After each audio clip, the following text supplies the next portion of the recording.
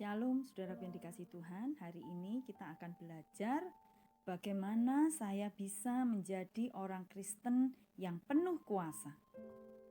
Amat banyak orang yang mengaku berkali-kali saya mendambakan kekuasaan dari tempat tinggi itu. Sudah bertahun-tahun saya berdoa memohon kuasa itu dengan sangat sungguh-sungguh, tetapi kuasa itu tak pernah datang. Mengapa hal ini terjadi? Bukankah Allah menginginkan semua orang Kristen penuh dengan kuasa? Firman Allah mengatakan kepada semua orang percaya, "Hendaklah kamu penuh dengan roh."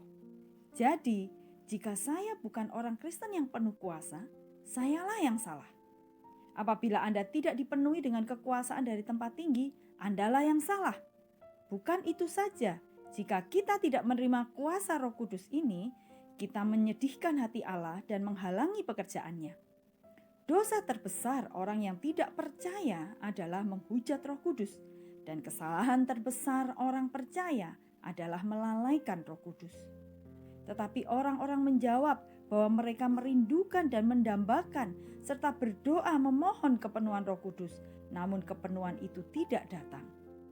Allah tidak meminta kita melakukan usaha-usaha yang intensif, tetapi untuk tunduk kepadanya, bukan untuk mencoba pendakian yang sukar, tetapi untuk memperkenankan Dia mengangkat kita, bukan untuk menimbun kekayaan rohani dengan jalan pekerjaan-pekerjaan intensif, tetapi untuk membuka tangan-tangan kita supaya segala sampah dan kotoran dunia ini bisa jatuh, sehingga tangan-tangan kita dapat mengambil dan memegang persediaan emas surga.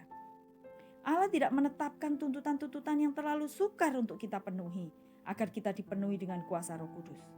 Namun, Allah tidak dapat memberikan kuasa itu bila kita tidak bekerja sama. Ada 7 syarat yang sangat gamblang dan sederhana untuk kita lakukan apabila kita mau dipenuhi dengan kuasa itu. Pada pelajaran kali ini, kita akan membahas 2 syarat pertama. Pertama, untuk menjadi orang Kristen yang penuh kuasa, maka pertama-tama saya harus menjadi Kristen. Kekuasaan dari tempat tinggi hanya diberikan kepada orang yang benar-benar percaya pada Tuhan Yesus Kristus. Pada pagi hari Pentakosta, kuasa itu hanya turun ke atas orang-orang yang percaya pada kematian dan kebangkitan Tuhan Yesus yang telah mengerjakan pendamaian dalam hidup mereka. Orang-orang yang mendengar khotbah Petrus waktu itu bertanya, "Apakah yang harus kami perbuat, saudara-saudara?" Dan Petrus menjawab mereka, "Bertobatlah dan hendaklah kamu masing-masing memberi dirimu dibaptis dalam nama Yesus Kristus untuk pengampunan dosamu. Maka kamu akan menerima karunia Roh Kudus." Kisah Para Rasul 2 ayat 38. Demikian pula untuk orang-orang zaman sekarang ini yang sedang bertanya, apakah yang harus kami perbuat? Kita harus menjawab juga, sudahkah Anda menerima Yesus Kristus dengan jalan pertobatan dan iman?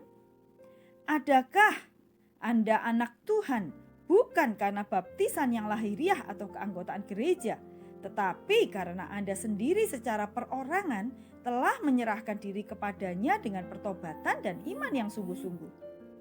Kekuasaan dari tempat tinggi hanya turun ke atas anak-anak Tuhan, yaitu mereka yang telah menerima Roh Kudus oleh iman untuk tinggal di dalam hati mereka. Jika orang tidak memiliki Roh Kristus, ia bukan milik Kristus.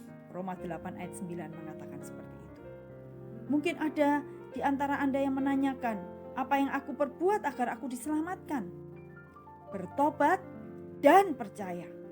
Bersedia meninggalkan semua dosa dan dengan iman meminta Yesus Kristus masuk dalam hidup Anda dan Anda akan diselamatkan.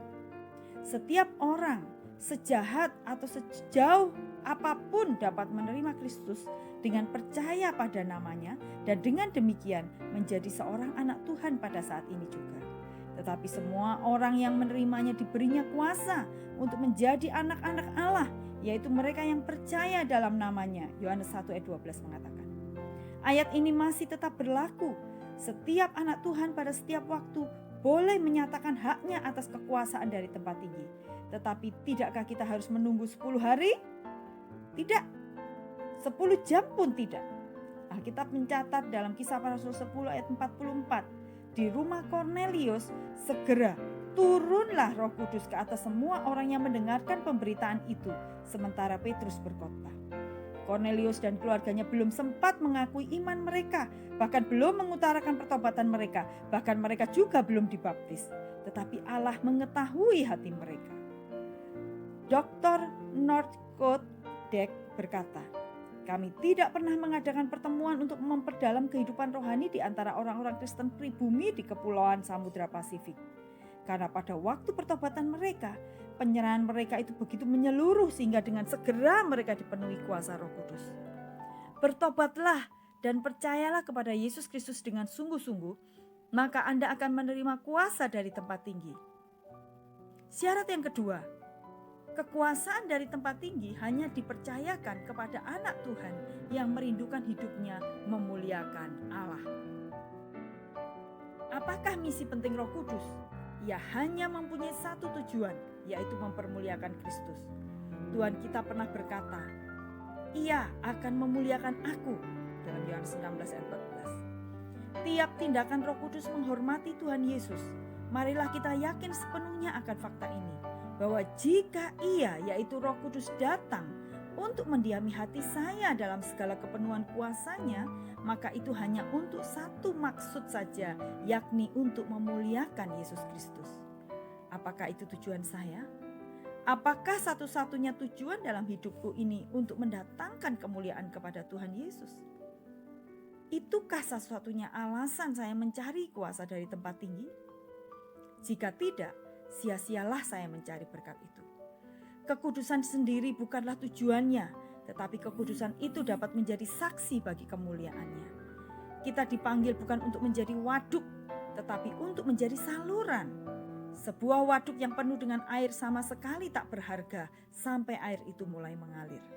Kepenuhan berkat itu tidak pernah datang hanya untuk menjadikan kita bahagia dan kudus, atau supaya orang lain akan berbicara tentang kita dan mengatakan betapa baiknya kita sebagai pengkhotbah atau guru atau pelayan altar atau pemenang jiwa.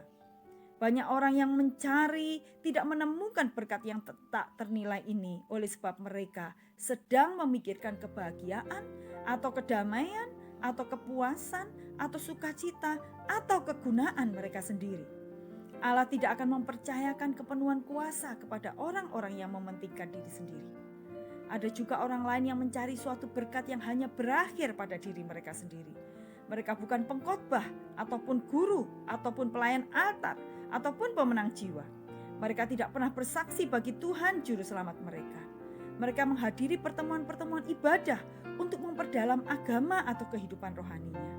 Dengan sia-sia kita akan mencari kuasa dari tempat tinggi apabila kita akan mencari sesuatu yang akan berakhir dalam diri kita sendiri.